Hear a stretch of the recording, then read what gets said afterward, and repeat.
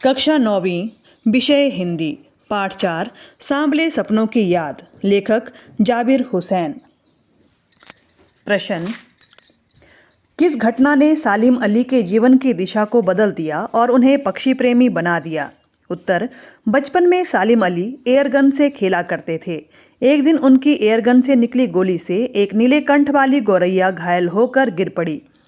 इस घायल गौरैया की दयनीय दशा देखकर सालिम अली को बहुत दुख हुआ।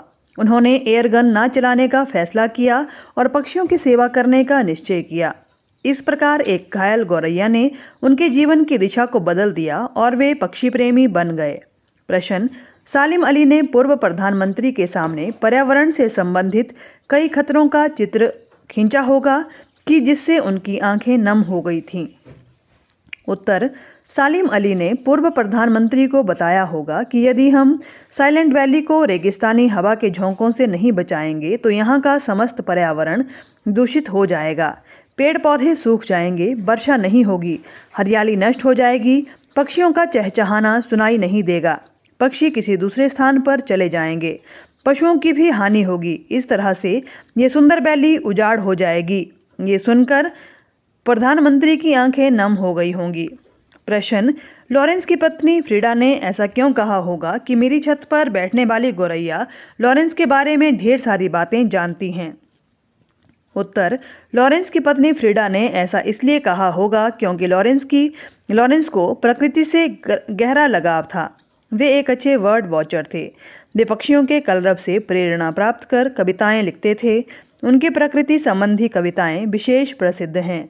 वे अपनी छत पर बैठी हुई गौरैया को अक्सर देखा करते थे। इसी कारण उनकी पत्नी ने ये कहा कि मेरी छत पर बैठी गौरैया लॉरेंस के बारे में अधिक बता सकती है। प्रश्न: सालिम अली प्रकृति की दुनिया में एक टापू बनने की बजाय अथाह सागर बनकर उभरे थे। आशय स्पष्ट कीजिए। उत्तर: लेखक का मानना है कि सालिम अली को प्रकृति से बहुत प्रेम था। उन्होंने प्रकृति का बहुत सूक्ष्मता से निरीक्षण किया था। वे दूरबीन से प्रकृति के प्रत्येक हृदय का आनंद लेते थे। एकांत के क्षणों में भी वे प्रकृति को अपनी दूरबीन रहित आंखों से निहारते रहते थे। इसी प्रकृति प्रेम ने उन्हें पक्षियों का प्रेमी भी बना दिया था। जैसे सागर बहुत गहरा होता है, इसी प्रकार सालिम अली का प्रकृति प्रेम भी बहुत गहरा था। प्रश्न: सांवले सपनों की याद शीर्षक की सार्थकता पर टिप्पणी लिखिए।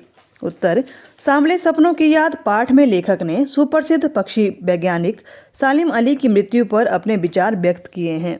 लेखक को लगता है कि सालिम अली की यायावरी से परिचित लोग अभी भी यही सोच रहे हैं कि वे आज भी पक्षियों के सुराग में निकले हैं और अभी गले में दूरबीन लटकाए अपनी खोजपूर्ण नतीजों के कारण लौट आएंगे।